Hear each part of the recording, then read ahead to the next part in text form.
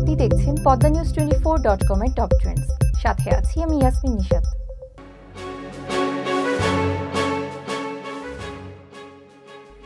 Moscow আন্তর্জাতিক চলচ্চিত্র উৎসব শুরু হয়েছে শুক্রবার থেকে। উৎসবটি চলবে ২৬ এপ্রিল পর্যন্ত। উৎসবের মূল প্রতিযোগিতা বিভাগে স্থান পেয়েছে বাংলাদেশের সিনেমা নির্বাণ। সিনেমাটি পরিচালনা করেছেন আসিফ ইসলাম। উৎসবের উদ্বোধনী আয়োজনে অংশ নিয়েছেন নির্মাতা এবং অভিনেত্রী প্রিয়াম ওরচি। মস্কো উৎসবের প্রথম দিনেই লাল গালিচায় হেঁটেছেন নির্মাতা আসিফ ইসলাম ও অভিনেত্রী প্রিয়াম ওরচি। এ নিয়ে আসিফ ইসলাম বলেন, বাংলা সিনেমা নিয়ে এমন একটি উৎসবে অংশ নিতে পেরে তিনি আনন্দিত এবং গর্বিত।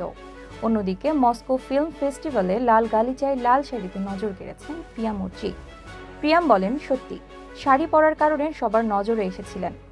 অনেকেই এসে তার সঙ্গে কথা বলেছেন, কেউ ছবি তুলছিলেন, অনেকেই তাকে ভারতীয় ভেবেছিলেন। পরিচালক সংবাদ মাধ্যমকে বলেন, উৎসবে নির্বাণ প্রদর্শিত হবে ২২ ও ২৪ এপ্রিল।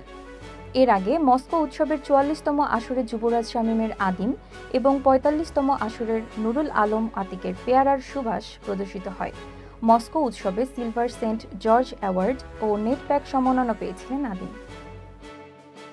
poddanews24.com এর নিয়মিত আপডেট ভিডিও পেতে আমাদের ইউটিউব চ্যানেলটি সাবস্ক্রাইব করে বেল আইকনটি ক্লিক করে রাখুন। ফেসবুকে আমাদের ফলো করুন facebook.com/poddanews24।